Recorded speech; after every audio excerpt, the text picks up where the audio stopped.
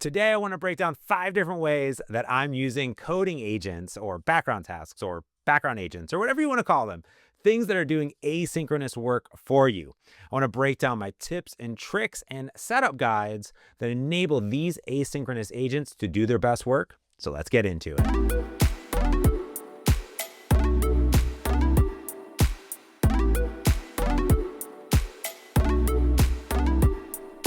Okay, so let's first define what I mean when I say coding agent. Sometimes coding agents are often talked about or referred to as background tasks or background agents. These are essentially things that are happening asynchronously. They could be asynchronous on your machine, but most often they're happening in the cloud.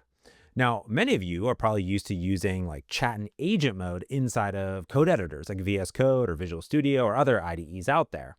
Now, when I'm inside of chat or agent mode and I'm typing in what I want the feature to be or the bug fix or debugging things or getting information in chat, things are streaming back and edits are being applied synchronously inside of my code editor. That is not this. When we talk about coding agents, they are agents that are working and writing and doing work for you somewhere else. And there's many of them happening at the same time. So for example, I use the GitHub Copilot coding agent, and that allows me to assign work from many places, including VS Code or Visual Studio or other IDEs and even GitHub.com to the coding agent to go do stuff for me. There's a bunch of them out there. So I love working with coding agents because it allows me to have any idea at any time, assign it to it, and let it rip. You can do it on multiple branches. You can do it multiple features at the same time. And that's great because when I'm working and I'm going deep on my code on my local machine, I want to be working with the agent mode locally. But I want to have other things happening all at the same time. Or perhaps before I go to bed, give it a task to do and wake up and I have something there. And that really, to me, is the difference between a coding agent and things like chat and agent mode. So let's get into my very first way that I use these coding agents. Okay, let's go ahead and ease into this and talk about a way that anybody can start using coding agents today, which is just assigning issues to a specific coding agent. Now I'm going to be using the GitHub Copilot coding agent here on my feedback flow application. And if we go into issues, we can see that I have a bunch of different issues here, and some of them are actually already assigned to Copilot and pull requests have been open. So if I take a look at a recent issue that I just created, we can see that I have some information on it using these skeleton loadings. And if I go into assignees, I can assign it to myself or to Copilot. Now it's there because I enabled that inside of my GitHub Copilot settings, and under coding agent, we can see that I have all repositories set. So what that means, I can come in here, assign it to Copilot, or I could also do it directly from VS Code. So over here, I can take a look at the GitHub extension.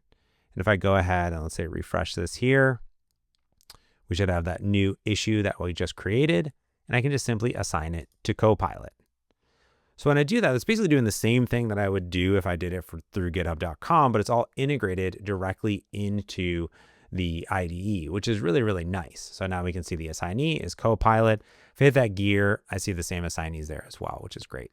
So if I scroll down, we can see that there's this little Copilot eyes over here that Copilot has reacted that it saw this issue, and it's actually created a pull request for me that I can tap on, and I can load it directly here inside of VS Code.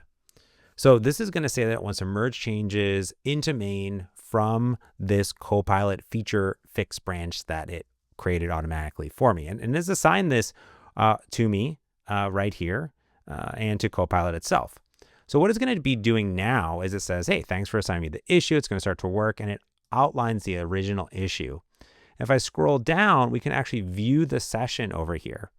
And this is an asynchronous coding agent session that has automatically got it started over here for me. So we can see that it's starting MCP servers, it's checking out the code, it's installing dependencies, and it's starting different things for me automatically, which is really nice. It's going to like start to go and start implementing these skeleton loading screens, which is really cool.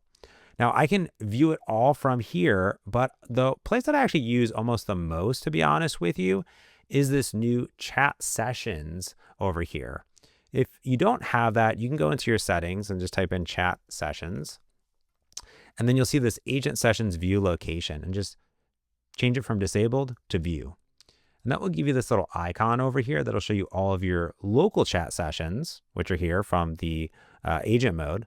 But then it'll also show you all the coding agent sessions that are active. Now, this is really neat because you can actually chat with the GitHub coding agent in real time. So you can watch its work, you can stop it, you can reply to it, you can see if it's going down the wrong path basically, or once it's completed, you could go ahead and have it make changes for you as well. So I actually had another issue and I actually assigned it to it. So let's go ahead and take a look at that session, and we can see that it added 350 lines of code and removed 26. So I'm going to go and scroll up to the top here. And this is basically the same exact issue. And we can see it checked out the code. It was reading different files and it did a bunch of things for me. And then it said it implemented the heavy sessions. It started checking things off, started editing files. It was using Playwright to navigate around. And then, at some point it started to actually do visualization, change things automatically. And now what we can see is that I can tap on any of these and actually get that code diff right inside of VS Code, which is really, really cool. So we have that tier comparison skeleton that it created for us right there. We have another one, which is the admin analytics one that was created for us as well. So we get to see all of those there. Now this view is very similar to the view that you would see if you went over to that pull request. Here's that one that was finished. And if you scroll down, there's going to be the same thing that we saw inside of VS Code. And you could also say view session. And that would allow you to go through and see that session. It was nearly 18 minutes, and we're going to see all those things that were being shown inside of VS Code. And you could tap on these, you can get more information of exactly what it was doing along the way to actually finish that work for us. But I love being able to see what's happening directly inside of VS Code, see all of my working coding sessions. And we can see it's starting to work right here, and it has this checklist automatically for me. So that is the first way that you can easily start using coding agents. Okay, let's get into the second way that I love using coding agents, which is just assigning it work randomly from a bunch of various places. So here's my content feeds. So this allows me to grab things from YouTube or Reddit or Hacker News and then analyze them basically using feedback flow. Now, this is cool, but actually if you notice when I click on Hacker News, it should just load automatically.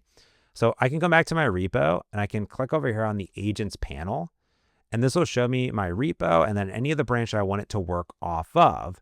And then I could just give it a task to do. So I could say on the content feed page, when the user clicks Hacker News, load it automatically, just do it. And then I could hit go. Since I'm often working inside of VS Code, it'd be great to actually delegate directly to the coding agent from there. And you can totally do that. So if you're inside of chat, and we'll talk about this a little bit more, and another feature I like to use, you can just type in anything you want and then click on this delegate to coding agent button there.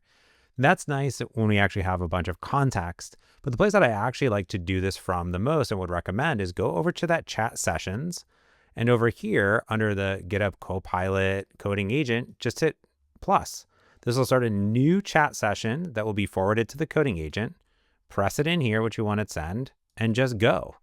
What's great here is that this will immediately start and run that coding agent session for exactly what I want. And we can see that the title's been updated here, and we can see that it's been added over here for me as well. Now this is going to spin up that coding agent, and it's going to start that pull request in motion for me, and then I'll start to get notifications here. So while we see this working, we just got to give it a few seconds to spin up that background agent, and there it is. The pull request has been created for me. It has all this information there. Now I'll also point out that I'm on main, so it's going to be using main for it to work off of, and it'll create a branch off of that. But if I was on another branch, it would create a branch off of that branch. I'll talk about that a little bit more. But you can always just click see more here, which will then take you to that pull request. We can see that it wants to merge in these changes. I could check it out. I could refresh this. I could view the session, and that'll give me everything directly inside of VS Code, which is absolutely delightful. Okay, let's talk about the third way I use the coding agent, which is sort of to continue the work that I'm working on inside of a branch and even inside of a chat experience. So here I'm on this feature branch, which I've been working on sort of, I would say, reorganizing my MCP servers. And that has a bunch of work in it, but I wanted to add some new tools. So I went to the top up here in ask mode originally, just kind of got information about my MCP servers, how they're constructed, how to go adding this new method onto it, what I would need to update. So again, it's looking through a bunch of stuff and giving me a plan. It's suggesting some code changes for me. And then I go ahead and I implement it here, which is great. So if I tap on this here, we can see that, yeah, refactored a bunch of code, which is kind of awesome. And that's really nice. But I still need to update documentation, the website documentation, the README, a bunch of other things. So here I can just simply say, yeah, let's go ahead and update the documentation, also the docs on the website. And then I'm going to go ahead and hit this little delegate to coding agent. And this can, of course, analyze that chat history that we saw previously before. And it pops up this window. You might have saw it before too. And what it's asking me is, hey, your chat context will be used to continue the work. Do you want to include the changes or ignore the changes? So there's two ways that I could have done this. I could have committed the code and then, have it work off of this branch. And that's how that works. If I'm in VS Code and I just say, go work on something, if I'm on a branch, it'll work off of that branch. But in this case, I want to actually include the changes inside of this. Okay. So what's fascinating here is that it just went off and it created a new branch, but brought the changes over with it and then delegated that task off to it. So that is actually kind of amazing in some way, that those sort of pending changes were pushed to a remote branch that it can then go work off of in general. And now this chat is spinning up for me here, and we can see that it has implementation of documentation, and then I can see all the different information in this pull request that is coming in and the session sort of in real time. And now it's working, right? So this is cool because I'm on a branch of a branch and it brought over my changes into that branch that I was just working on. So I can continue that stream. If I didn't finish my work for the day, I can say, yeah, go ahead and go finish this off for me. Okay, now that we've talked about sort of creating issues assigned to Copilot, creating new sessions, assigning to-dos, working off existing sessions, and actually using different branches, what about actually interacting with these coding agents? So here is a pretty big PR that I did to unify this, kind of commenting threading system. It was a big refactoring, as you can see here. And the first thing that we'll notice is it gives a great overview. And then I have this immediately set up to launch into staging. So you can see the staging being set up here, so I can go and test it. And the first thing that you'll notice here is that I'm just testing the PR, or I'm reviewing the PR. And what I do is just add a comment. So I say at Copilot, this is the error I'm getting. And then I also say, can you also fix up any warnings, the API service around null references that were coming up as well? So it gets to work, has a new session, and then it comments back that, hey, it fixed these errors for me, just like if I was working with a colleague. Down here, it stages it, comes again. Whoa, and I'm like, wow, it's working. However, these things aren't working, right? So here's some things that you need to happen. It goes back, fixes everything for us. And then in this case, I go, wow, this is amazing, but I actually just want some changes to the UI that I didn't think about originally. So I just work with Copilot to do that. And at the end of the day, it gives us a nice breakdown, and I'm actually able to deploy it off. So that's the type of sort of work with Copilot that I do. Now, I will also say at this, you can also just pull down this branch and start committing code to it and then work back and forth. And I also really like to put these little PR merged things as well when these GitHub actions go off. It makes me feel pretty good about it too. So I really like seeing these things all happen and that communication back and forth with Copilot. Okay, another way that I work with coding agents, actually code reviews. So inside of VS Code or Visual Studio or other IDEs, you can actually have code reviews take place right inside of there. I actually prefer just to kind of go to GitHub and do asynchronous code reviews. And all I have to do now is just go into my reviewers and assign it to Copilot. Now, when I do that, basically what's going to happen is Copilot's going to spin up a full review session for me that will enable me to kind of just iterate with it back and forth inside of it. So it's going to go off. It's going to do a code review of this and then give me recommendations based off the changes in this pull request. And again, you can do this actually before you commit code inside of VS Code, or in this case, after the pull request has been created. And this is just a great way to get direct feedback and recommendations for what your code has been committed in that pull request. So let's go ahead and see what it gives us. Okay, so that was actually really fast. So we got the pull request overview. It gives us a nice information of what this pull request is about, which is cool. And then it also reviewed 16 out of 30 change files, generated 2 comments. So we can actually see everything that it gave us, show a summary per file of everything that it looked at. And then we can see here that actually, here it's recommending like using console write live for logging in production libraries, not recommended. Consider using iLogger dependency for proper logging. If I scroll down, same thing here. So It hasn't found like too many problems in this, but yeah, I actually probably wouldn't have caught that at all. And I probably do want to use like a console logger here, or a vi logger, for example, which is really, really nice. Now at this point, I could just like assign it off to Copilot and do its thing. But even with that, just little thing, and again, this is kind of a small pull request, it's able to identify some immediate actions in place that I could go ahead and actually solve up. Okay, I want to talk about one more coding agent that's actually been with us for a long time, which is sort of making sure our dependencies are secure and up to date, and that's Dependabot. So you're with us sort of forever, and you should enable it on your repos. If you go into your repo and go into settings, scroll down to advanced security, and down here, there's a bunch of things that you can enable, like dependency graph on it. You can enable dependency alerts for Dependabot, security updates, group security updates, and also you can allow Dependabots here to create pull requests automatically to keep those dependencies up to date when new versions are available. And you can define custom rules, for example, here for Dependabot rules, and also how often you want things to run. So here you can also open up your Dependabot YAML, and here I'm specifying the .NET SDK, the directory, and the schedule. And when you do that, you go into your network and you can see dependency graph, and you can see all of the dependencies in the graph and the ecosystem here. You can look at the dependents that are coming in. I have none in this one case. And then actually Dependabot here, and it's actually looking at the .NET SDK that is specified and looking at recent job updates, and it's understanding what's going on here and updating different version numbers as well, which is cool. What this looks like in reality, seeing that I just enabled this, is if I go over to like the .NET Aspire repo and just look for Dependabot, we can see that here last week, it added a bump to NPM and YARM group across 3 directories and updates. If I tap on that here, we can see that, yeah, it changed a bunch of files that were inside of here in the package lock files, normal packages. And this is just amazing that it's doing for you automatically. Same thing true over here. If you go back to closed, you can see that these are all of the different pull requests that the Dependabot has been opening on this repo as part of that. So when I think about this advanced security and I think about how Dependabot can just work asynchronously, that's another great agent that's just sitting there waiting for you to use. All right, a little bit of bonus here. Let's talk about how I manage all of these agents, how I get insight into them, and also talk about tips and tricks for it setting up the environment that you want and following best practices in your repo. One, I use a lot of GitHub Copilot, so I can go to github.com/Copilot. There's an agents here, and this will actually allow me to delegate tasks to any of my repos at any time. So I don't even need to go to each individual repo. I can just simply, select it from a drop-down list here and select the branch I want it to work off of. And then I can see all my open and closed things and things that are working, currently, basically, which is really nice. Now, once these agents are running, or hopefully before they're running, you can help them create the best environment for them by giving them a little bit of context.